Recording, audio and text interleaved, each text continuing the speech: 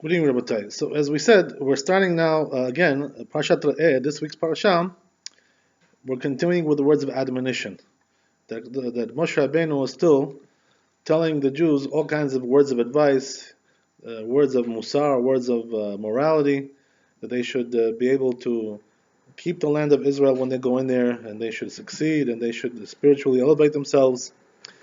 And also here we're going over, the Sefer Devarim, the book of Devarim, is called Mishneh Torah. Why is it called Mishneh Torah? Because it repeats. Mishneh means repetition. It's repeating the mitzvot which were already said before. But now it's going over them one goal is to go over them to do a review. Because it's a mitzvah to review the words of Torah. If you learn it one time, that's not enough. You forget. It goes in over here, comes out over there, right? So they say that a person has to review the Torah in order to really internalize the words of Torah and to perform them, because otherwise he forgets them. And the truth is, right, that they say the Chazal that reviewing the Torah is considered to be a great mitzvah, a great obligation as well, that a person has to review it many, many times, as much as possible. They say in the Gemara, by the way, in Talmud, that when they used to learn, the rabbis, some new halacha or something, everybody learns something new, right? When they used to learn new halacha or new piece of Torah, what they would do is they would go over that piece of Torah many, many times, right there on the spot. What does that mean? Let's say he would learn one halacha, so he'd repeat that halacha many, many times on the spot, 40 times, 50 times, 60 times, right? That he should have it in his memory, and that you shouldn't forget, because otherwise it goes in here, comes out over there. So what did you gain? What kind of gain is that, right? You didn't get. You're practically speaking, you haven't gained anything. So it's a great mitzvah to repeat the Torah. They say the Chazal, also another thing in the Gemara over there, right? They say it's not similar, not the same as one who reviews 100 times the Torah, as the one who reviews 101 times.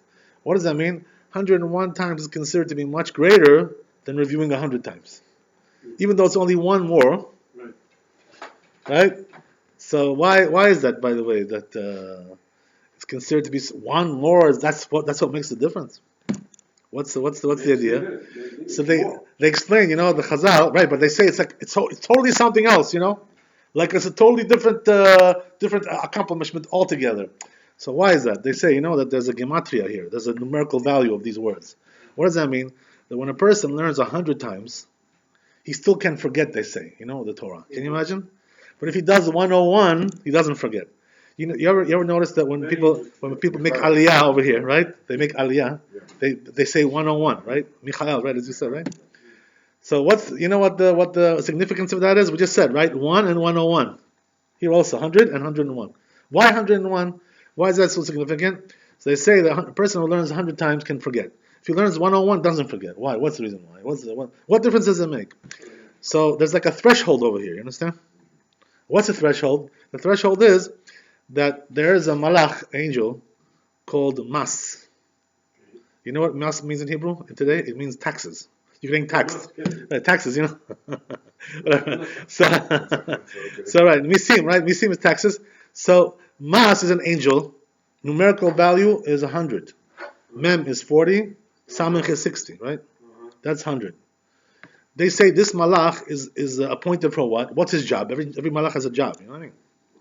So what's his job? His job is to cause people to forget. That's the idea, right? So if you learn 100 times, you're still going with mas. You're still going with this angel who can make you forget.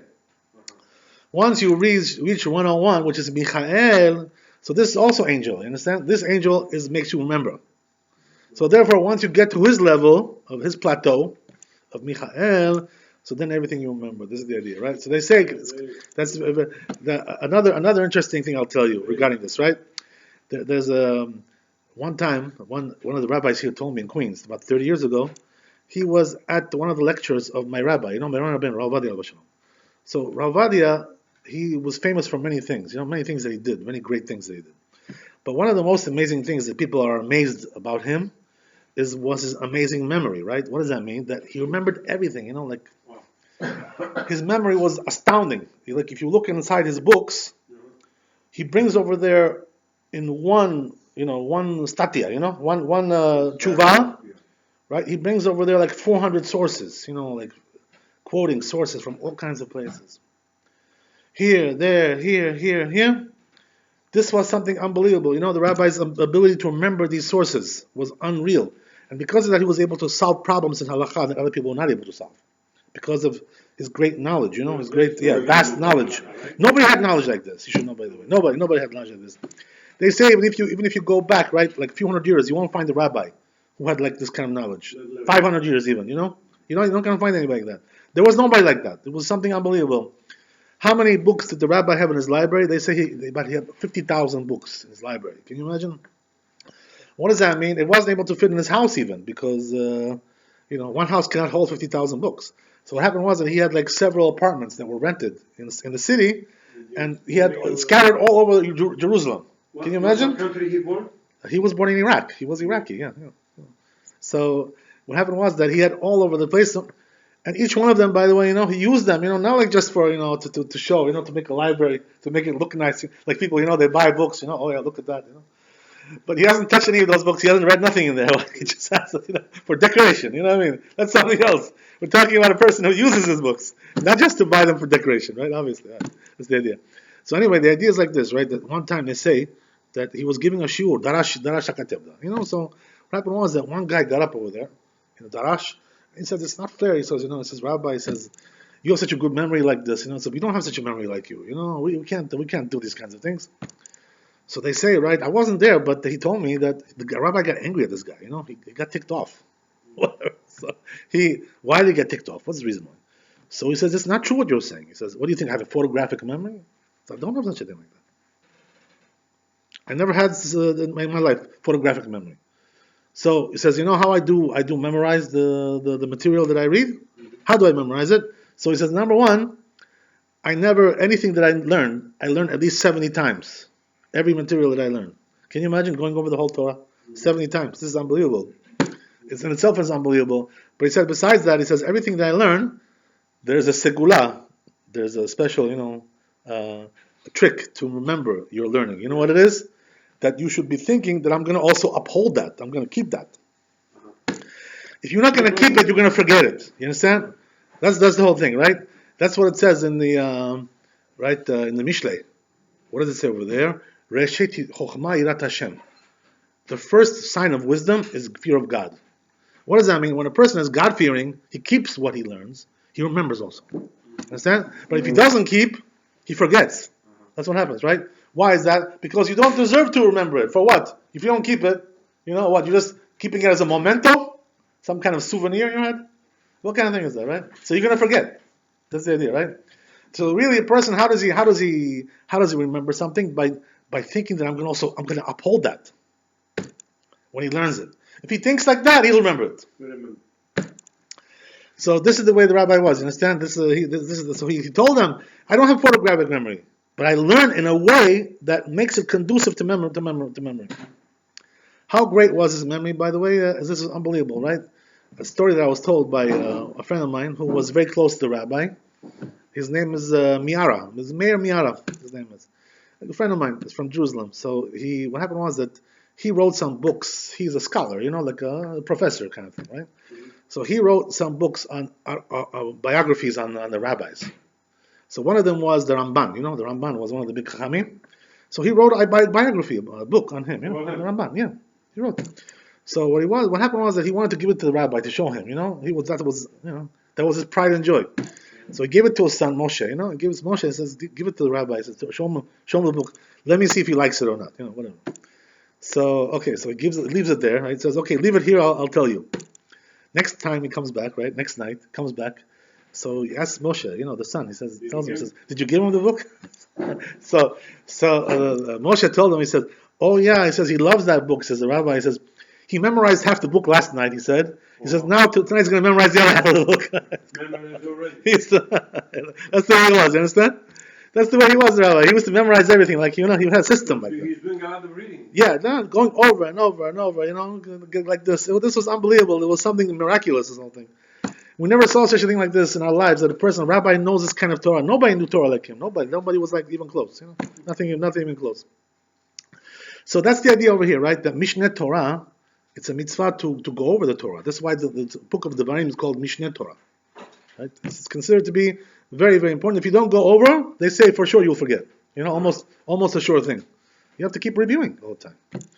If you don't refresh your memory, goes in here, comes out there. That's it, right? And that says in the Pirkei Avot, by the way, about this also, that if a person forgets the Torah, it's considered to be a very big sin also, He's liable on his life on that he forgets Torah. So what are we talking about? Are we talking about a case where he just, he couldn't remember it? Some people don't remember. Not everybody's like this, Rabbi, We're not like that. We don't remember everything we learn. We forget. So what? Then if I'm such a big sinner because I forgot? So it says in Pirkei Avot over there, what are we talking about? We're talking about that he makes himself forget. In other words, he tries to remove it from his heart, tries to uproot it. What does that mean? He doesn't want to know that stuff, But better for him not to know. He considers it like a liability.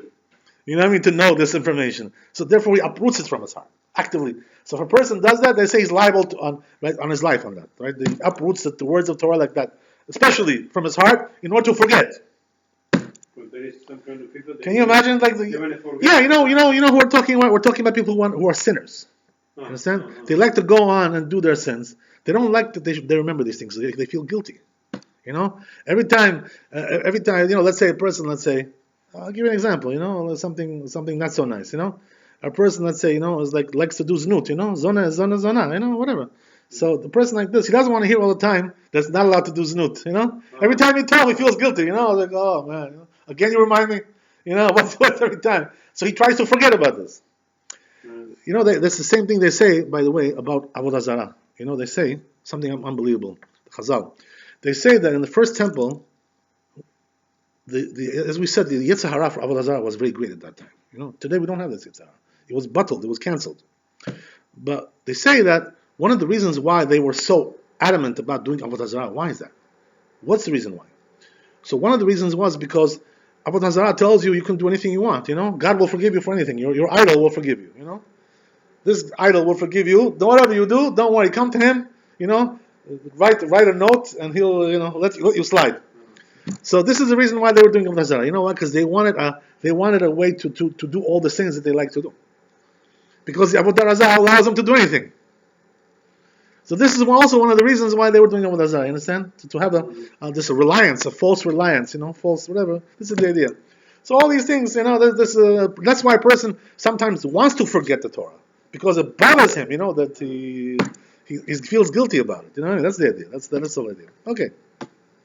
You got the idea. Also, right after that, we're going to see that in the Parashat, that we're talking also here about a false prophet. So the Torah warns us, right, that if a person comes and plays a trick on the community. What kind of trick are we talking about? He tells them, he says, listen, I'm going to tell you now some kind of future event. I'm going to predict something, prediction, some kind of prediction. And if it comes true, you'll see that I'm real prophet. And he says, you know what? I want you also to uproot the Torah and to do Avodah Zarah because I'm a real prophet. What does that mean? God told me, now you should uproot the Torah, Make a New Testament, that's the idea, right? Do something new now. New religion. That's the idea. So, what's the rule, right? It says the Torah over here, that even if whatever he predicted comes true, he tells you to change the Torah, to do a different religion, or to uproot even one mitzvah and say, oh, this mitzvah doesn't apply anymore, that's it, right? It's canceled, this mitzvah, right? You have a New Testament now, God forbid. What kind of thing, right? So if the person does that, the Torah says, right, that you shouldn't believe him. What's the sign? The sign is that if he tells you to change your Torah, he's fake prophet. So then how was he able to predict the future if he's a fake prophet? This is the question, right? So the truth is that there are many ways that people are able to get information about the future, even though they're not really prophets. What are we talking about? We're talking about sorcery, for instance, right? Some people, what they do, this is considered to be like a very famous trick that people do. It's still, until this day, they do it. You know what they do? They go to the cemetery, right? And they stay there overnight. Can you imagine? It's a spooky place. I'm afraid to go there in the daytime. I'm afraid to go. Forget about the nighttime. I get the spooks from there. Because there's bad spirits over there. All kinds of things like this. There's bad spirits. That's why they say, that it's better to avoid going to the graveyard. You shouldn't go there unless you need to. Otherwise, don't hang around over there. Because when you come out, they go with you. You understand? They accompany you. Like levaya. They give you accompaniment for a while. It's for a certain amount of time, until you can, they get rid of them. So that's why, right? They stick to you, Especially they say about women. They stick to women, very much. So that's why it's better that the women shouldn't go also, to the cemetery. There's, by the way, stories about this as well. They say that one time they came to Vilna Gaon, one of the great rabbis. This was about 250 years ago. So the Vilna Gaon was a big scholar. He was one of the great of all time. Some person like this, and he was also a big mekubal, Kabbalisti. So they say that they asked him like this. They said, what, Rabbi, why don't you go to the grave of your mother, and visit her, because they noticed that he never goes. So they told him, I said, why don't you go and visit her? She'll get nachat, and she'll get the nachat from you. She'll be happy to see you over there. So the Gaon of Vilna, he answered them like this. He says, she'll get nachat, but he says, I'm going to get damaged by that, by going there. That's why he says, I'm afraid to go there. I don't want to go. That's why he wouldn't even go for his mother. Can you imagine such a thing like this? So the rabbi told us, Rabbi, he also told us personally that he doesn't go to his parents' grave. He never goes. Never goes. Because he's afraid of this issue of being right. Yeah. He was afraid of that. So what does that mean? He told us, the truth is that if a person wants to elevate the soul of the deceased, his parents, all these kinds of things, going to the graveyard doesn't really help with that. So then what does help? Say Kaddish, say Divrei Torah, say Haftarah, these kinds of things, right? Baruch Hu, go up to pray for the tzibur, to be chazan. These things, listening to it is considered to be also, for sure, yeah. But the truth is, that there's a special thing, like all kinds of special things like this. So all these things are considered to be very, very good for the soul of the deceased. What does that mean? When the son does it, not any somebody else. Dafka a son, that's the real tikkun. So if a person was zochet to have a son who can do these things, he's going to get a lot of benefit from that, right? Shemaim, that he had a son who can say Kaddish, and who can say Divrei Torah, and he can say Haftarah, can say Baruch Hu, and all these kinds of things. They say, by the way, that the truth is that even if he doesn't know, let's say the son, to do all these things, he should try to learn also, because if he does it, it's going to help the neshama greatly, right? So all these things, they do help, So the rabbi told us, he said, do these things, why go to the graveyard for what? He says, I personally never go, right? That's the idea. So you see from there, by the way, that there is a harm over there that happens. According to halakha, you're allowed to go. That's something else. I'm not talking about halakha. But according to Kabbalah, there's a little bit of a problem, with this kind of thing, right? So getting back to what we said, right? That, right. So these people now, right? These people, they go there at night. They stay there. So what happens is that they get connected with those bad spirits that are there, So they reveal to them all kinds of things about the future. You understand? They give them information. It's kudianobar, it's like a form of sorcery. You understand? It's not allowed to do these kinds of things. But these people, they have no scruples, They're really getting that information. Yeah, they're getting some things over there. Yeah, they know how to do it. They've been taught by people, it's a kudianobar, it's like whatever. So this is a person, who does kinds of things. He can get information about the future. There's also another thing, right, which is that a person, according to the astronomy, right? Also, he can look at the stars if he knows how to do these things. Today, most of us don't know how to do these things, But if a person knows how to do, he can also predict something in the future. He knows, right?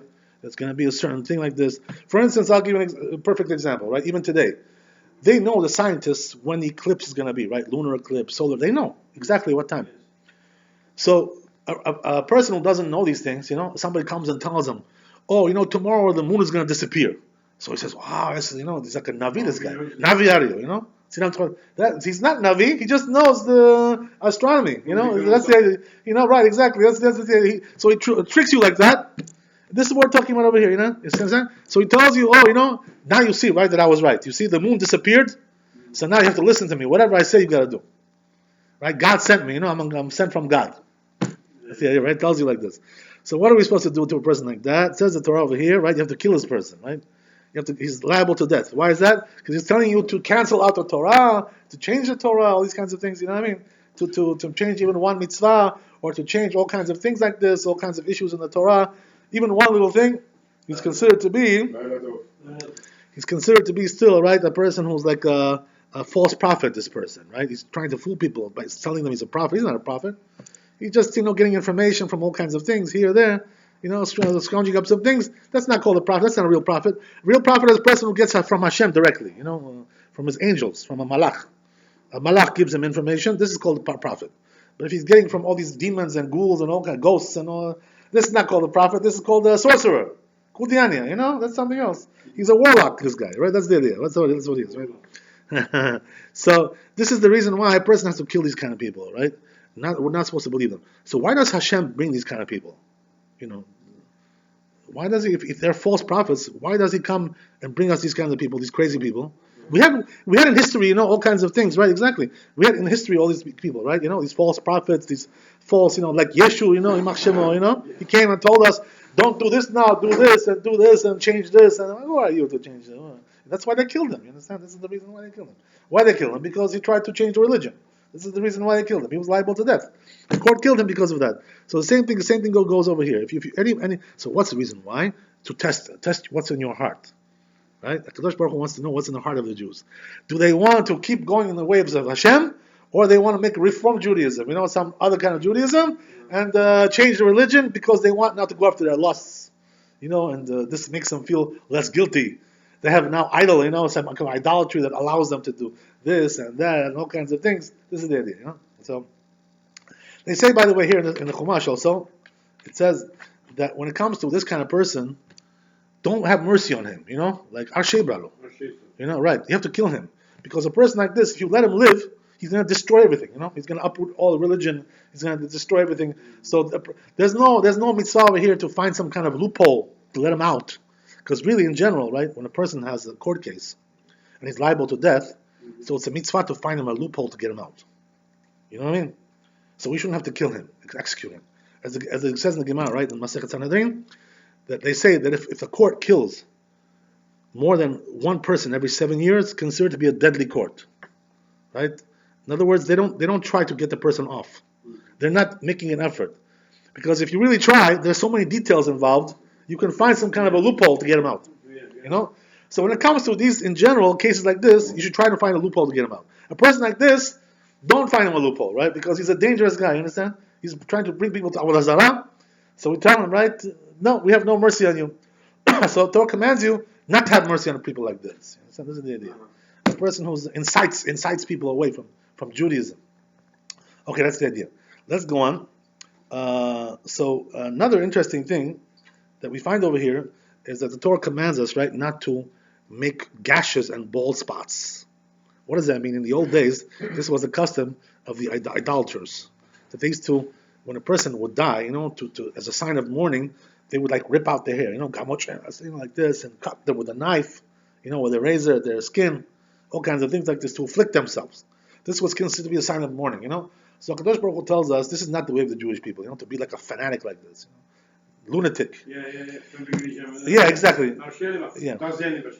That's the idea, right? So, by the way, I saw a video which was shocking, one of these mosques, the Muslims, they cut themselves. They're nuts. They're mushugayim. You know what they do? They they hit themselves. They make themselves bleed, and they're all bleeding over there. Dark. They're sick people. These people, very very ill people, very sick. Right? That's the idea. So we're Jewish people. We don't do these kinds of things. This is crazy stuff. Whatever. So Torah also tells you another thing. Right? Besides that if you make a bald spot, right, on your head, that's not good. You know why? Even though, you didn't you didn't make an injury, there's no blood or whatever, but still, it's not nice that Jewish people should be ugly like that, with no hair. If HaKadosh Baruch Hu gave you hair, you should show your hair, a little bit, to look like a normal human being. Why should you look like a Kojak, this kind of thing, a skinhead, who needs this kind of thing? That's not the way a Jew should look like a skinhead, some kind of ugly, guy. To make himself ugly like that, a person should look nice and presentable. A Jew should look, he's a representative of God, so he has to look, the part as well, to look presentable. He shouldn't look ugly, and this kind of thing. So that's what the Torah is warning you about here as well. That's the idea. So since you are the chosen people, you must also play the part as well, right? Look the part. Tells you also another thing, right? Here it repeats the laws of kashrut regarding the clean animals and not clean animals, right? As we said, this was already stated in the Leviticus, right, and Vaikra, these laws. Here it repeats it again, as we said, right? It's called Mishneh Torah. It's a repetition of many, many things that we already said before. Sefer Devarim. But the truth is, right, that when the Torah repeats these things, it's also always coming to tell you something new that you didn't see that before. There's a new detail involved here as well. So here, what's a new detail? They say there's two things over here that are written here, which are not written over there. Right? There's a saying like this in the Chazal, right? En bet midrash beli chidush. You know what that means? They say, right, that every time a rabbi gives a certain lecture on something, even though he already gave that lecture before on this topic, but he's going to tell you something new for sure about that. You know what I mean? So you shouldn't think, just a repetition of what was before. If the rabbi is giving it again, that means he wants to tell you something new also. You know what I mean? So there's going to be also something new involved. So here also, when Moshe Rabbeinu told them the laws of kashrut again, right, regarding the clean animals, he also gave them something new over there. There's a chidush, right? Something novel idea. So what was the novel idea? They say two things, right? He added over here two animals which were not stated before, which is what? The shesu'ah and the raya, right? The shesu'ah, they say it's an animal. I don't know if we have this animal today, which has two backbones, like a double kind of thing. Two backbones, right? It's like two, Ori Isaacs. Shidra, Yeah. That's the idea. It's a little bit strange animal, They say this animal, it's coming to tell you over here that's not kosher. Even though over there it didn't mention this animal, that's number one. And number two, it's also telling you about the raya, right? The ra'ah. So why the ra'ah is considered to be something new? The truth is, right, ra'ah, I'll tell you what it is. That it was already stated, other birds, which are the same species as this one, which is the daya, also daya, and the raya is the same animal. So it gives you three species which are the same animal. So why does it give you three names for the same animal? What's the reason why? The truth is, right, that some people may think they call it only this in their place where they live, so they may think this is not the animal it's talking about. So therefore, in order to cover all the possibilities of all the places where they call it like this, they call it like that, so it told you all three names in order that you shouldn't make a mistake and say, maybe for us it's a malal because we don't call it like that. We have a different name for it. So maybe we're the ones. So it comes to tell you the Torah that they're all the same, these animals. So what are we talking about here? We're talking about the hawk, one of the birds, right? Which is like it sees very well. It has very sharp eyes. These animals have an amazing vision. Like they say that, like also these eagles, like these vultures also, they can see like a dead animal, or something like that, like from a different country they can see. Can you imagine, like over the border, to a different country, they can see over there. They have such sharp vision, So this hawk also has extremely acute vision. This is one of the ideas, right? So it's telling you that this animal. So why? By the way, here interesting. If you look at the list that it gives you, when it comes to the mammals, it gives you the kosher ones, but it doesn't give you the non-kosher. The list, siyah, When it comes to the birds, it gives you non-kosher, but not the kosher. Why the other way around? What's the reason why? Over here it's giving you this, and over here it's giving you that. So the truth is, right, that this is one of the proofs that the Torah is from Shamayim, from God. That it's not man-made, the Torah. You know why? Because it's telling you that only these animals are kosher, right? There's nothing else which is kosher. So what does that mean? That all the other species are not kosher. So it's hard for a person to know that if he's not has divine information. And also regarding the birds, right? It's telling you only these birds are not kosher. And all the other birds are kosher. So what does that mean? There's thousands of species of birds. So how does the Torah know? How does Moshe Rabbeinu know that those thousands of species, these are the only ones which are not kosher? This is divine information. So you see from there, right? Unless Moshe Rabbeinu was a zoologist, right? Which I don't think he was, right? Even a zoologist, by the way, doesn't know the species. You know what I mean? Because it's very hard to find all the species. It's very hard to look at them, to see them. Some of them are extinct, by the way, also. All kinds of things. Some of them only exist in certain areas of the world, and all kinds of things. So a person, even who's very, very expert in these things, may not know all the species. So you see from here, right, the Torah gave us all the species which are not kosher in the birds. How does it know, right, that all the other species are kosher? We're talking about thousands of species. So you see from there, this is divine from this from God. Because if it was for human, how does human being know this kind of thing, right? There's no way to know such a thing like that. That's the idea, right? So nevertheless, right, why does it give you, by the way, the birds? It gives you the non-kosher species and not the kosher. You know why? Because they say the kosher is too numerous to enumerate because there's so many of them, right? So you have to make the Torah like thicker, to put down all these species. So therefore, it gave you the non-kosher ones. When it comes to the mammal, just the opposite, right? The clean ones are are a small group, and the unclean are a very big group. So therefore, it gave you the clean ones because the unclean is like too big. That's why I have to make a much thicker book than this one, right? About up to the ceiling, whatever. So therefore, right, it doesn't give you the, but it's still right telling you that only these species and no others, right? That's the idea. So this is divine information for sure, right? This kind of thing. Otherwise, how could you know these things? Okay, interesting, right? So another interesting thing is right that it gives us here 4 species of animals which are not kosher. It names them especially, right? Why does it name these animals? There's many more which are not kosher. So why does it give you dafka 4 these species, right? What are we talking about? We're talking about the camel, right? We're talking about the rabbit.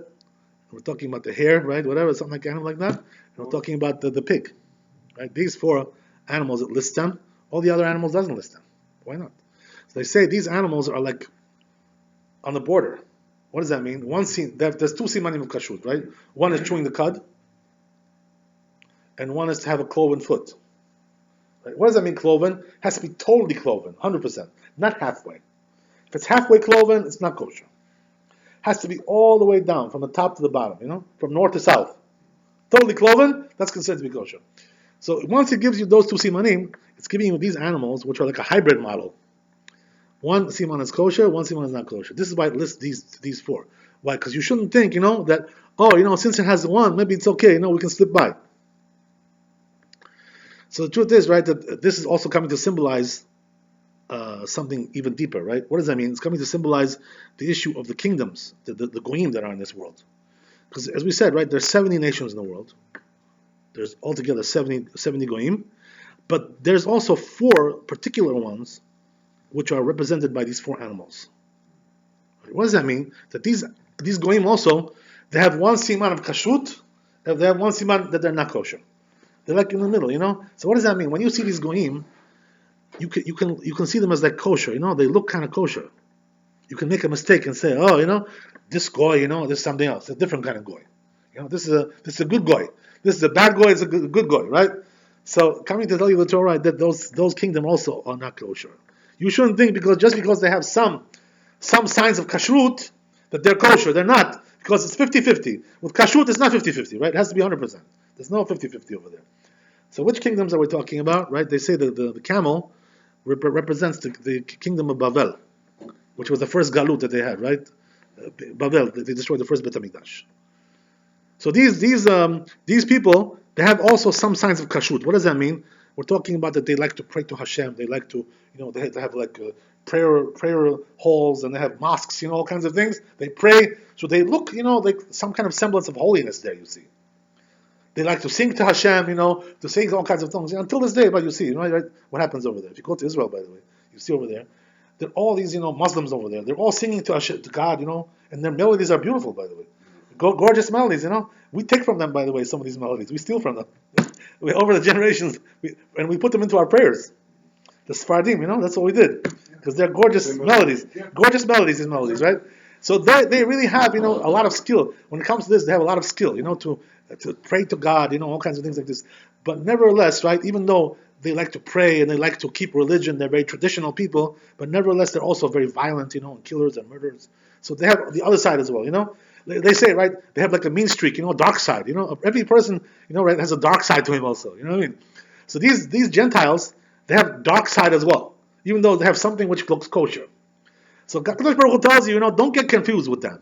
Just because they have also a side of religion, of it looks like it's something holy there. You shouldn't think that that's holy. It's not holy.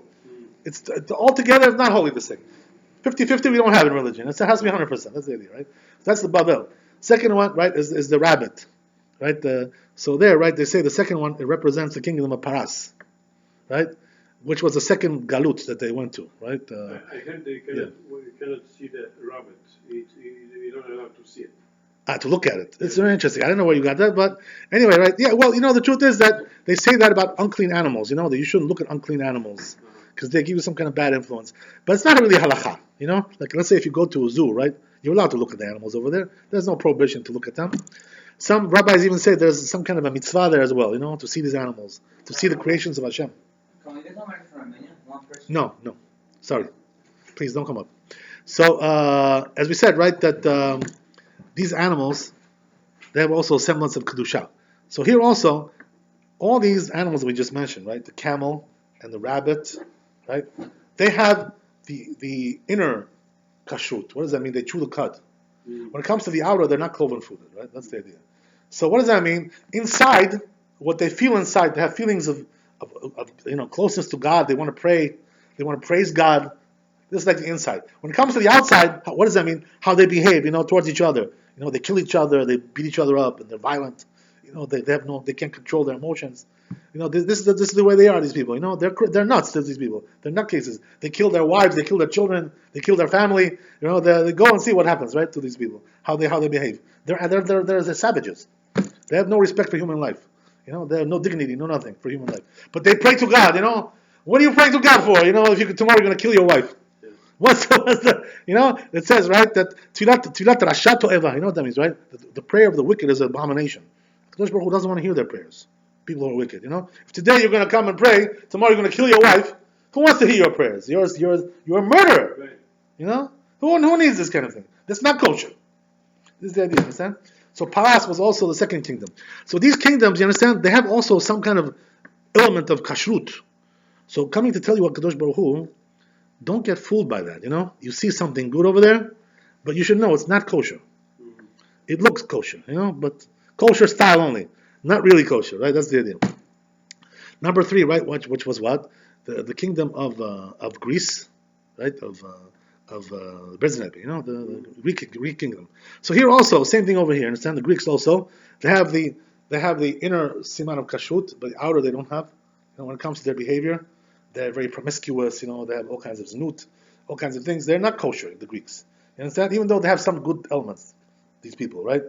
Right? The Greeks had a great culture. They had great philosophy, all kinds of things. They also brought all kinds of things into the world. Like certain things that we use, practical, applications, architecture, technology, mathematics, all kinds of things. They contributed a lot to practical things in this world. Until this day, we use their techniques and all kinds of things, right?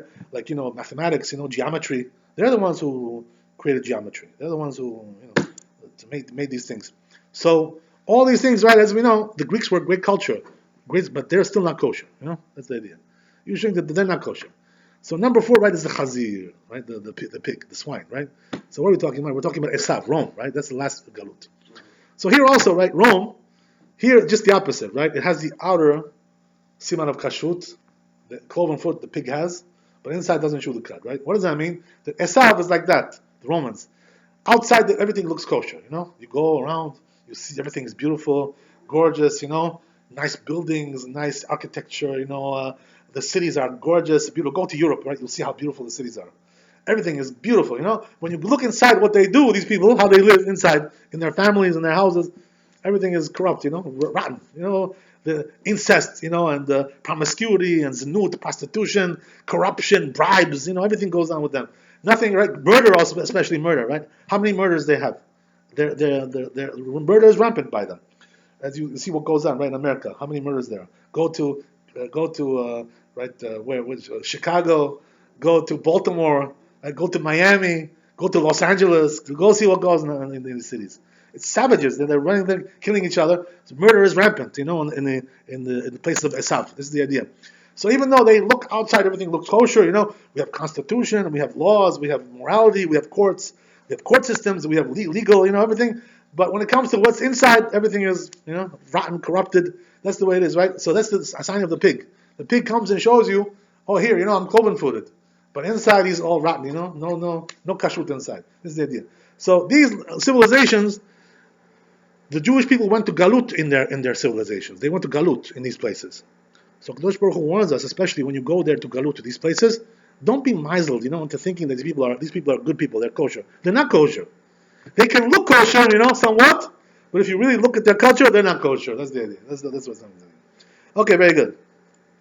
So here also, right, one of the most important mitzvot that we learn over here in this parsha is aser te'aseret kol tevot zarachea, right? So telling you to give masrot, maaser, right? What is it talking about? That if you're a farmer and you do have all kinds of crops, so you must give 10% of your crops. This is called maaser. So it says, right, aser te aser, twice it says. There's different kinds of drashot over here, right? Different ways to interpret this. One is aser kadesh tit asher, right? Do maser in order you should become rich. What does that mean? If a person has a farm and he does masrot, he's very particular to do masrot. It only applies in Eretz Israel, by the way. Right? If you have a farm over here in Wisconsin or Kansas, there's no maser over there, right? We're talking about only Eretz Israel. That's the idea, right? So what happens is, right, that if you do this, Torah guarantees you'll be rich. Make sure you give 10% of your crops, without any deviations, all kinds of games. Don't take shortcuts. Don't give 10%. You're gonna be rich. That's it. Right. It's a promise. It's a promise. 10% from a clean profit, or it's a gross? We're talking here about crops, right? Not money now. First, we didn't get to money yet, right? We're going to get to cash pretty soon. We'll get to cash, but the idea is, first of all, the Torah is not talking about money. The Torah is talking about farming. Yes, okay. That's the idea, right? So it comes and tells you that's one way to look at it. There's also another drasha. Why should they say twice this word? The other one is that you have to give 2 times maser. 2 times? Right? 2 times 10%? What does that mean? That a person has to give maser rishon and also maser sheni. Maser rishon goes to the Levi. How many right? percent? I'm sorry? 10%. And then another 10% goes also to Maser Sheni. So 20%. Right, exactly. So altogether, if you really take out all the tithes that we're talking about here, comes out to about 20%, the truth is, right? That's why they say, aser te aser. What does that mean? Give 20%. 2 words, right? Twice. So what does that mean? The Chazal teach you from here also another thing, right? Which is that the minimum that a person should give Maser is 10%. Maximum, 20%, right? That's the idea. What does that mean? From his money we're talking about. We're going to talk about that now. So the idea is like this, right? When it comes to this pasuk, it's talking about crops. But there's also extra word over here, right? It says, et kol tevot zarecha. So this word et is extra. So comes in Darshans, the Midrash said this is talking about also money as well. What does that mean? You should also give masa from your cash as well. Your profits, your salary, whatever it is that you make, right? Whatever it is that you make, also give masa from there. That's the idea, right? Torah doesn't tell you that. But the Midrash tells you that's also included in this pasuk. There's an allusion over here, remezi, that's the idea, right? That's not specifically written. So the question is like this, right? Is this also considered to be from the Torah, that a person has to give 10% of his money, no matter what, right? No matter what happens, 10%, right? Bedil vayavo, right? Whatever, right? So the answer, right, is not really so much. Yes, not really so much. Why is that? Because there's also Tosfot. Tosfot says, right, that the issue of maser from money is not really from the Torah. It's only from the rabbis. The rabbis said to do this, right? So what does that mean? From the Torah, it doesn't say over here to give maser on your cash, but the rabbis said, you do also your cash as well. They added also this mitzvah as well, according to Tosfot. There was also another opinion brought down in the Bet Yosef and the Shulchan Aruch. Over there, right, they're bringing a different opinion, which says that what? The really maser, to give maser, it's not really from the Torah, it's not really from the rabbis. So what is it? It's a minhag. It's a custom, that we give maser from our cash. Talking about crops only, it's in the Torah, right? Not talking about cash. I'm not saying cash, I'm not right. The crops. It says in Torah the 10%, it says someplace we have to give it up. Yeah, ma'aser means 10th, 1/10. The word ma'aser means me'atedi. I'm not sure she said. Right. It says in this part. Right. Maser. The word maser in Hebrew means like 1/10. That's the idea, right? And it says in this part. Yeah, for sure. Yeah. Also other places as well. Other places as well. Yeah. So as we said so we have 3 opinions, right? One is that the Midrash seems to say that it's from the Torah. One is that the Tosfot seems to say it's from the rabbis, and according to Shulchan Aruch, it's considered to be like a custom, minhag only. So which one is really the emet? So they say that really emet is according to Shulchan Aruch. The Shulchan Aruch paskins, even though Shulchan Aruch saw all these opinions, it tells you it's only a custom. So what does that mean? Really, a person is not obligated to give 10% of his money. It's good to give if you want. Minhag tov, kargi is minhag ya. That's the idea. If you want to do it, you can do it. But not obligation. That's the idea. Obligation? Right? Not obligation. No. But it says mahaser. Right. It's talking about crops. Right. That's the idea. Yes. In money, it doesn't say. Doesn't say. Right. So that's the idea. So what does that mean? That if a person wants to give from his money, especially, by the way, what are we talking about? Yeah. We're talking about that he has enough income to give. Because if he doesn't, it's hard to give. First, you got to give to your family. You know what I mean? What are you going to say? Oh, I won't give my family to eat, but I'll give maser to somebody else. You crazy, man. You lost your First money. you have to Take care of your family first, No. Charity starts at home, Kindness begins at home. That's what they say, right? It What? counts Maaser and the charity and tzedakah. That's also true. Yeah, it's true what you're saying. If the kids are grown up already, what does that mean? They're over 6 years old. It's considered to be already tzedakah, what you give them. Because you're not obligated from the Torah to give them anymore. So it's like tzedakah. You're giving whatever you're giving with tzedakah. So that's the idea. So here also, right, the person is not really obligated, as we said, to give maaser, but it's good to give. They say it's a segula for wealth. If a person wants to be rich, it's a good segula to give 10%. So, but we can't. But there's one thing, right? If a person has a very limited income, let's say, and he can't finish the month, to pay all his bills, he's not obligated to give maaser. There's no obligation. And the truth is, by the way, that whatever he gives to his family also can count as maaser. I'll give you a big example, right? The biggest example is like today, the biggest problem we have here in America is the education, the chinuch, which is so expensive. Yes. If you want to send your kid to private school, to yeshiva, you got like a big liability on your hands. You know what I mean? It's a big mitzvah, obviously, but in terms of money, it's going to empty you out, right? It's going to, right? Yeah. So for sure, right? Whatever a person gives for the yeshiva of his son to send him to, that's considered to be maaser. Yeah, no question about it, right? But if a person is wealthy and he wants to give beyond that also another 10%, that's good, If he has enough to do that, he has enough income. Kaya, very good. But it's praiseworthy, but not obligated according to halakha. The truth is that most of the things that we do for our children, to send them over here, there's all kinds of these are maaser, part of the maaser, exactly. So there's also another question people are usually asked, right, regarding this. A person who's is very particular about halakha. Question is like this, right? We have two mitzvot over here in this parsha. One is maaser. We also have mitzvah of tzedakah. Right? It also talks about mitzvah of tzedakah here. Yeah. Mm-hmm. So the question is, what's the difference between tzedakah and maaser? How much tzedakah we have to give? Exactly, that's also a question, right? That's the idea. So the simple understanding over here is like this, right? Even though, as we said, that it's a mitzvah to give also from your cash, at least as a custom to give, right? Whatever. But the difference is like this, right? When you give maaser from your cash, that means you give whether somebody asked you to give or not, right? It's like, it's like, always. You have a system, right? Exactly. And even though nobody asked you for the money, nobody needs it from you, nobody asked you, but you're going to give it to some, let's say, institution, or you're going to give it to some Tamid Chacham, you give it to, this maaser that you, that's the idea, right? So that's, even if he didn't ask you. Tzedakah is when if a person asks you, or you know that he needs it. You have information. Even though he's shy, let's say, he's shy to ask you, right? A lot of people are shy. They don't want to ask, They're embarrassed. You know what I mean? So it's up to you to find out about him, that if he needs it. That's your obligation. If you want to do the mitzvah. If you're interested in doing the mitzvah. So find out what he's doing. One of my friends told me, one of my rabbi's friends that we went there in Jerusalem, he said that, I give 10% of my money to a certain Tamid Chacham. He sits and learns Torah all day, So a person like that, he has no income. He has no how is he supporting himself? He has nobody supporting himself. So he said, he says, before I decided to do this, he told me, he says, I went to his house and I checked what he has in his home to see what kind of furniture he has, kinds of things like this. Right? He wanted to check out if the person is really in need, not just to give to somebody. Maybe this guy doesn't need. Maybe he's rich, So you're not doing a mitzvah by giving a person to a rich person. To what kind of thing is that, right? If let's say there's a rabbi, right? The rabbi is a millionaire, There's no mitzvah to give him money. Yeah. What are you wasting your money for? He's richer than you, So what are you giving him money for? What's the point, right? That's a waste of money, So the truth is, right? The person should give money to somebody who needs the money. Yeah. That's the idea. Exactly. That's the idea. But what's the priority, right? In terms of priority, they say the poskim that if a person wants to do maaser, the best to give to a Tamid Chacham, the money. The most of the money should go to Tamid Chacham. He can also give some of the money, let's say, to buy some aliyot, go to aliyah, to buy pasuki, those, kinds of things, right? A little bit over here, $100 over here, $200 over here, but the most of the money should go to Tamid Chachamim. We're studying Torah. What does Tamid Chacham mean? You're sitting and learning Torah all day. That's the idea, The person who's sitting in Chinachulops, they tell you Torah Shia. Torah Shia. That's the idea. This is Tamid Chacham.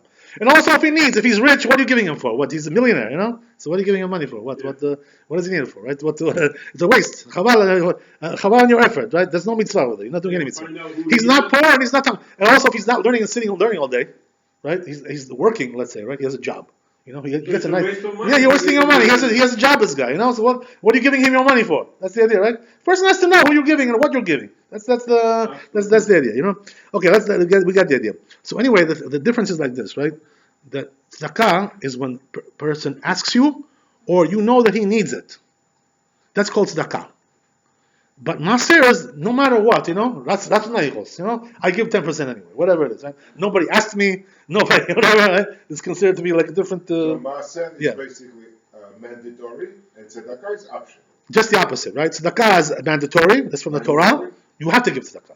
Nobody's. By the way, nobody has a patur. Whoever gets tzedakah, he has to also give the tzedakah. Right. Nobody's absolved. Right. Exactly. Yes. Nobody's absolved from mitzvah tzedakah. What does that mean? If you know somebody who needs the money, and you have the power to give him, you know, you have enough money to give him. Yeah. You have enough. So you must give him, and if you don't, it's a sin. You know, it's from the Torah. If a person doesn't give tzedakah, somebody came and asked you. We spoke about this right the other day. Person comes and asks you.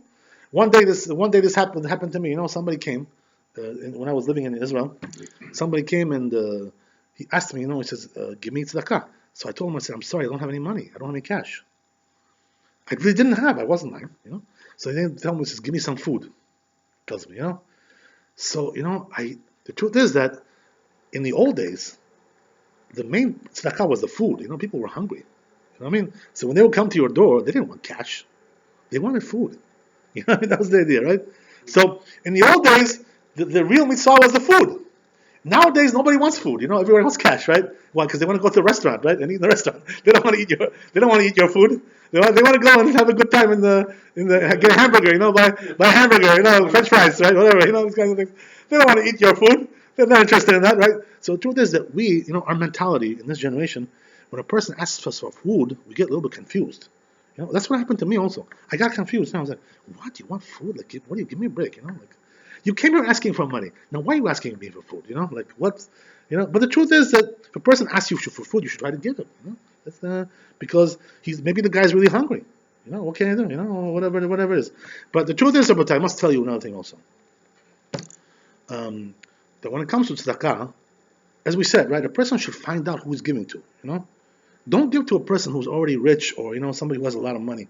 What are you wasting your money for? What kind of thing? Right. Person has to give tzedakah to the poor. You know, that's the idea. By the way, what's considered to be a poor or not poor? They say, right, if a person, let's say, has around, let's say, about $20,000, right, you cannot give tzedakah to somebody like that because he's rich. He has that much money. What are you giving him tzedakah for? The guy's a wealthy man. You know? No, I'm saying there's a halakha like this, you know? Right. It's true. You're right. Everything is relative, you know? But if a person has, like, you know, big amounts of cash, you know, he's got a nice bank account, $20,000, he's gonna, what does he need your tzedakah for? He's not allowed to take tzedakah, by the way. If he takes it, it's a sin. He's not allowed to take it from you. Explain to me, because I'm confused with maaser. Yeah. Maaser, you have to give. No, just tzedakah you have to give. Just the opposite, What's right? maaser? Maaser is minhag tov. Karka minhag yeah. That's right. That's the halakha. It says right there that you have to give. This is from the crops. You understand? And then the word et. Right. So according to some, this is like from the rabbis. Some say it's a minhag. So custom is that the halakha is that it's a minhag. That's the way it is, right? I'm not telling you, by the way, not to do it. Don't get me wrong. You know, if you yeah. How much tzedakah you're supposed to give? Also the same thing, right? Right. I'm saying no. The numerical value of tzedakah and maaser is the same. Minimum 10%, maximum 20%. Same number. So what's the difference? The difference is that when it comes to maaser, even if nobody needs it, you give anyway. When it comes to tzedakah, you only give if somebody needs it. That's tzedakah. Tzedakah is called somebody is in need. Yes. You know, there's a need over here. Somebody needs money. That's the idea, right? So that's the way it works about this issue of tzedakah. But also they say, right, another thing, which is as we said, you must ascertain if you want to give a big amount of money to somebody, right? Large amount of money. What does that mean? Like we're talking about $100. It's not a little money. It's a lot of money. $100. You know, this is not pocket change. You know what I mean? Or more than that, whatever, right? You want to give $1,000 or $10,000. You have to find out who you're giving to. You know, if a person really needs it, because otherwise you're not allowed to give him that money. You're wasting your money on nothing. You didn't get any mitzvah. So what does that mean? That a person, let's say, comes to his door, right? We talked about this, right, with Jimmy. He comes to your door. You don't know this guy who he is, you know. He looks like a Hasidim, you know. He's got a beard. It doesn't mean nothing. Could be a crook. This guy. There's many crooks with beards. Believe me when I tell you, right? No lack of them. So what is that? Because he's got tzitzit, right? He's got tzitzit and he's got these kinds of things that you think, well, because he has tzitzit and peot, he's an honest guy, honest Joe. Could be that he's not. Right? There's no guarantee. So then, what does a person do? It says in Shulchan Aruch like this. Right? What should a person do?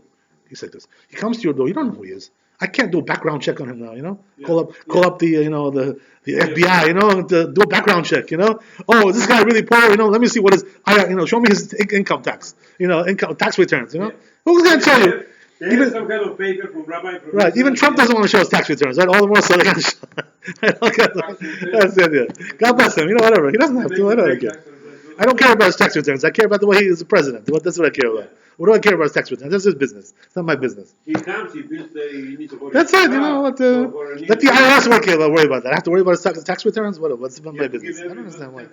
Yeah, that's it. So that's the idea. So a person, since you cannot really check, there's no way to check him. So what do? Right, this guy could be a crook. You don't know if he's honest. So the truth is, every time a person comes to your door, and you don't know who he is, it's like a safek, It's a 50-50. Yeah, you don't know. It could be the guy's a crook. There's many crooks out there, So what do? On the one hand, if you don't give, it's a sin, Yeah. You didn't give tzedakah. On the other hand, if you give, you're giving a crook. Or the guy could be rich, By the way, you should know, there are people, I know for sure, there are people who do tzedakah scams. What does that mean? They go and collect the money in the street. And you should know, by the way, they stand there all day. They make like $1,000 a day, these people, They're rich, these people. They have thousands of dollars. Like their pockets are fat and big and wide. That's the idea, right? These people are crooks. They're taking advantage of the community. So how do I save myself from this kind of situation? I remember there was one case. I'll tell you something really funny, right? I was in Israel one day. So comes over there, one guy from our community, like Catholic. He was from Ashdod. He told us he was from Ashdod, So he was pulling all kinds of things, telling me all kinds of things. Oh, please give me, blah, blah, blah, He's like, with his heart, like begging, I know the guy. Yeah, you know the guy. There's 1,000 of them, believe me. There's 1,000 of them like that, It's not one guy, right? You know that, right? So, with all his heart, By the way, you get suspicious, when a person's like, is so vehement, right? He's like, he's like, he's crazy, Gagi Javuli, so that sounds suspicious. Doesn't sound. When a person acts like that, something's something's not kosher. You know what I mean? So I in the end I gave him like a small amount, a few, atishauri, so I gave him something. And later on, then we found out, right, this guy was a big crook. What does that mean? That he had a girlfriend, that he wants to treat nice. He likes to treat his girlfriend, And because of that, he was collecting money, not for poverty, because he wants to go lavish lifestyle with his girlfriend. You understand these kind of people? Okay, the kind of people. There's a dime a dozen like this. You understand? So the Shulchan Aruch says, since you don't know the person, who he is and what he is, what do you do? So he says, to solve the problem, you give him a small amount. Give him $1, give him 50 cents, give him $5. Yeah, don't get. Why give him $100? It could be that you're wasting your money for what? If you give somebody $1 and he throws you in the face and go away. This is Rasha, Rashakia, this kind of person, Shem Yerachem. This happened to me one time, by the way. Yeah, it happens. I was going in the shuk, Bazar Shivka, Jerusalem. There's a bazar over there. Yeah. So I was there before the holiday, Sukkot, I was buying some things, Lulav, Etrog, he's buying something. So one guy over there standing to tzedakah, I gave him, 1 shekel, which is like a quarter. That's all I had. I didn't have any money. So what he did, right? When I gave it to him, he threw it back at me. He says, he threw it all over the street. Like this, right? A person who does that to money, he knows that he doesn't need the money. A person who really needs money, he doesn't do these kinds of things. This is a fake. This guy's a fake. For sure, right? There are people like this, by the way. It's known, very well known. So in order to alleviate this problem, what should we do? Give him a small amount. I was also asked one of the people in our community about this. He works on 47th Street. Ilospichi, what's his name? Merabi.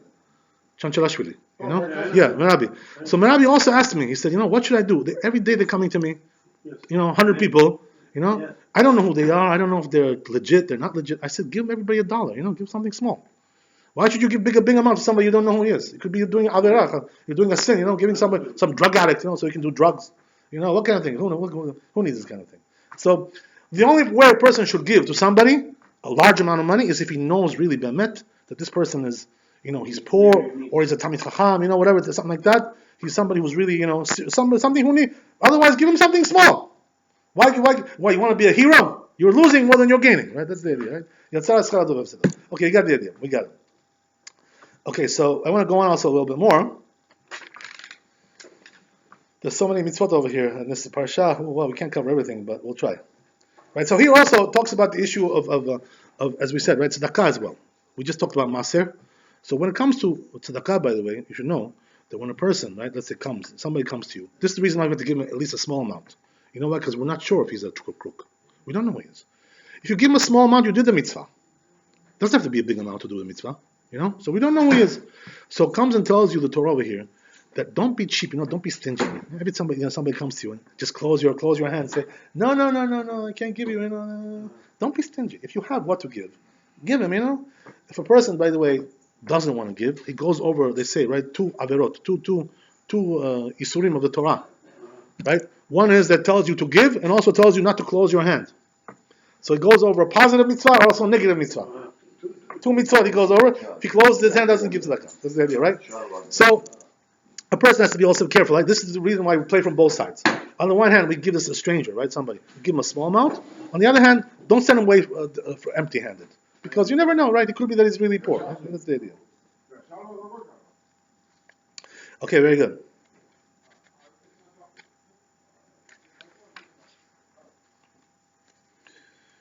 Also, I want to tell you, right, about the mitzvah of Shemitah over here, right? It talks about this also, right?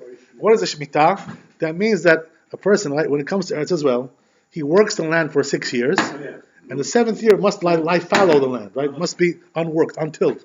That's the idea, right? Only Israel here, right? Doesn't apply to America, right? Outside the land of Israel, doesn't apply there. But this is considered to be like a big thing in emunah. A person has to have faith. What does that mean? That even though that year you're not going to do nothing, right, on your land, that means you're going to lose a lot of money, apparently, right? Quote unquote, you're going to lose. The truth is, right, that you will gain. That's just the opposite, right? So Kadosh Baruch Hu tells you, don't worry, I'll give you enough. I'll restitute you for whatever you're going to lose over here. You're going to get more and more and more. Next time. So have faith in me, That's the idea, right? That's the faith. Have faith in me and do my mitzvot, even though it's causing you temporary loss, right? That's the idea. So a person has to have faith. The truth is that nowadays, this mitzvah of Shemitah, we also keep it in Eretz Israel. But it's only rabbinical in our times. You know why? Because it's only from the Torah when all of Israel is lying in their land and all the tribes are in their place. That's when it's from the Torah. But when you have a situation where many of the Jews are not in Israel, and still we don't have all the allotment of the land that we should have in a normal way, from the tribes in their own place, everybody in their own area. So today it's only from rabbinical, the issue of Shemitah. So therefore, right, there's a trick that we do. In kibbutzim they do it? That's the interesting idea, right? So what do we do over here? There's a trick that they made up like about 150 years ago, 20 years ago. They were not able to keep this mitzvah of Shemitah because they had such poverty. They had no food to eat, So they made up like a trick, which is what? What they did was they sell the land to a goy. You understand? What does that mean? That if the land belongs to Jews are very innovative, right? You know that, right? They know how to. So they just. They sold it. Like Starbucks. They're selling the Okay, right. So the Jewish mind, whatever. So they made up this thing, right? That what they do is that they sell the land to a goy. Now, when the land belongs to a goy, it can be worked. You understand? It only when it belongs to a Jew, it's a problem. So what they do is they sell it for the 7th year to a goy, and then that guy who owns the land, he's the real owner, right? He sold it to this guy now. He comes and works there as a worker. He's not the owner anymore, technically speaking. Mushar, he's mushar. So they do, right? So the truth is, right, that sometimes when there's no choice, we do this. Until this day, by the way, they do it. They sell the land like that to the goy. Yeah, but that tells you that you have no emunah in Hashem. You try to zigzag your way out. A very good question what you're asking. That's a very good question. Very strong question. Yeah. It's correct. You can do it, right? I'm going to talk to you about that. Let's discuss it a little bit, right? Let's discuss it a little bit. Very good. Yeah, you're both saying. You're both saying right. You're both saying right. Let's see if it's really right allowed to do what we're saying, right? Let's see. Let's check it out. So there's a few issues, right, regarding this. Number one is, first of all. This I don't listen. I cannot take this call. So number one is like this, right? That today, since it's only rabbinical, so we have more leeway to do like tricks like this. You understand? To find loopholes. If it was from the Torah, then it would be really a matter of faith, really a lot. You understand? The seventh year, it says in the Torah. Yeah, for sure. Yeah. So But it's only talking about where you have all the people in the land. The whole. It's just talking about that case. You understand? So now, since it's only rabbinical, so we can find ways. You understand? When something is rabbinical, have to be all together. it says everything is written. Don't worry about that. Kasheria. So right, talks about in the Talmud also, right? It's a lot of limud, a lot of It's kosher for you. It's kosher. It's kosher. So that comes like this, right? First of all, it's rabbinical, number one. So we have more leeway here to play games over here. You know what I mean? But also, the truth is, right, that this was a matter of life and death for them in that time. What does that mean? They really had nothing to eat. There was such poverty in Eretz Israel in that time. We're talking about like 200 years ago. There was no country there. There was no. It was like life and death. You know what I mean? If you don't eat, you die. That's it, right? That's the idea. So there was no choice. You know what I mean? They had to find some kind of thing, some kind of loophole to get out of it. It wasn't a matter of faith. It was a matter of staying alive. That's the idea. That's the idea. Right? That's the idea. So the truth is, they do it until this day. But what's the reason why they do it today? Today, it's not so bad like that. They have plenty of food. They have plenty of everything. You cannot stop the 1 year the land in Israel, such a big agriculture in a high level. Yeah, that's true. But you know what the problem is today? Today we have many people who are not religious. The farmers. So if you don't give them this loophole, they'll work, illegally. You understand? They'll do a bigger sin. You know what I mean? So the only way to stop them is to sell the land like this. So what the Rabbanut does, the rabbinate over there, they give them these applications. They fill it out. They sell it to a goy, because they know if they don't do it this way, they'll do it's going to be worse, right? What else? Basically, what we do for Pesach. Yeah, similar idea, right? No, but for Pesach it's really legal, to sell those comments. It's legal, but absolutely legal. It's just legal. Right, but the truth is on Pesach, it's not a loophole there. It's like a Here it's a little bit of a loophole, You know what I mean? A little bit more, a little bit, but it's similar. You're right. It's a very similar idea. But the truth is, it's a real sale over here. It's not a fictitious sale. It's not something symbolic. It's a real sale. Also with the chametz and also with the land. Same, right? But there's also one question, and I'll finish off with this, right? There's also another question. A lot of poskim say this is not allowed to do this way. The Chazon Ish, right, says you cannot do this. What's the reason why? Because in the Parashat Shavua of last week, right, of Ekev, it says over there, lo techonem. What does that mean? Lo techonem. It's talking about the goy, right? So techonem means don't let the goy. One of the meanings of this pasuk is don't sell land to a goy in Eretz Israel. Because you're giving them like a part of the land. It belongs to us, that land. So when you give it to them, you're taking it away from the Jewish people. So therefore, there's a law like that in the Torah that a person is not allowed to sell land to a goy in Eretz Israel. You understand? You can give like the schira. Rental. Right. Yeah, rental. It's a different story a little bit. It's a little bit different. But the truth is that they say they say you shouldn't even rent it. The truth is, Be'emet, to be honest with you, nowadays they do it because today the international situation is different. If you don't do that, it's going to look very bad. Whatever. There's all kinds of issues there involved. But anyway, the point is, right, that you're not allowed to sell land to a goy in Eretz Israel. It's one of the laws of the Torah. So then, how do we do it? That's the question, right? How do we sell land to a goy? Right? So this is according to the Rambam, right? The Rambam says that when the Torah talked about selling land to a goy, that you're not allowed to send, it's talking about idolaters, right? Idol worshippers. What does that mean? Like a Christian. A Christian is idolater, Trinity, this, the Father and Son, the ghost, this, the boast, the jost, all these kinds of things, right? This is Avodah Zarah. But the Muslim is not Avodah Zarah, right? They have only one God. You understand? They have only one God. So therefore it says that according to Rambam, you're allowed to sell to a Muslim. You understand? No. Yeah, because he's not idolater. So this is the loophole that we use in order to sell the land to a goy. You understand? The truth is, we have also other solutions in our time. In our time, we have many solutions besides this. What does that mean? Well, they also import from other lands. That seventh year, they import tomatoes, cucumbers from Europe. From the Arabs. They from Jordan. Okay, Arab lands. They import. They can do it like that. Today, we have many options. There's also places in Eretz Israel which are part of the country, but they don't have the sanctity of the land. Like Eilat, for instance, right? The area. So over there in the area of Eilat, it doesn't have the sanctity of the land so much, of like Eretz Israel. So therefore, we can farm over there as well, and use that land because those laws don't apply over there. So we have many solutions that we can supply the people with food, enough food for the Shemitah year. But the truth is, right, that they're still, interesante, they're making money. The prices go up. You know, they will do all kinds of tricks to raise the prices to make profits. You know what I mean? So we try to keep the prices down as much as possible. You know, that's what it is. But the truth is, right? They play all kinds of games. But Baruch Hashem, you know, situation is much better today than it was before. But once the Mashiach comes, so then, right, it's a different story because everybody will be in their land, everybody will have in their place, all the tribes will come back. So then Shemitah will be from the Torah. There's also another thing that the Shemitah does, right, besides the issue of working the land, which is that all the loans, right, that were made are canceled, right? That's the idea. So if there's a waliyah, you know, once the Shemitah comes, right, that's it, right? It's canceled the loan. So this was really a problem. You know what happened was in Beit Sheni, in the second temple, because of this, a lot of people were not lending money. The lenders, you know, they didn't want to lend. Why? Because they said, "Oh, this guy's going to pull a scam on me." You know, once Shemitah comes, he's going to cancel it. So therefore, you know, Hillel Azaken, right, the Hillel, the elder, right, the big rabbi in that generation, what he did was he made something which is called prosbul. What does that mean? That he made a document that you can sign. A person who's a debtor, people owe him money. He goes to the Bet Din, right, and he tells the Bet Din, "You know what? I'm giving this loan to you, right? Exactly. I'm selling it to you. It's called prosbul."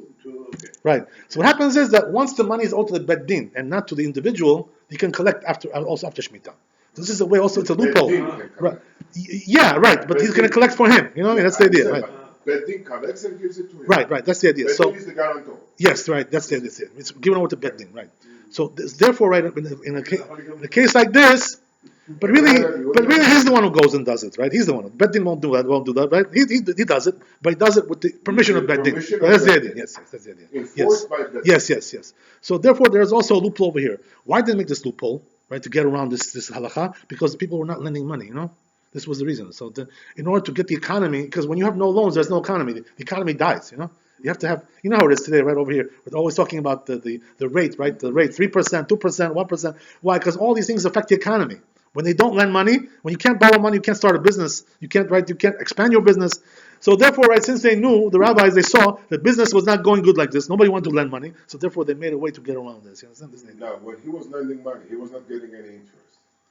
You're not allowed to charge interest. Okay, so what was his incentive? Mitzvah? Yeah, mitzvah, right. That's the idea. Yes. Only mitzvah. That's the only right.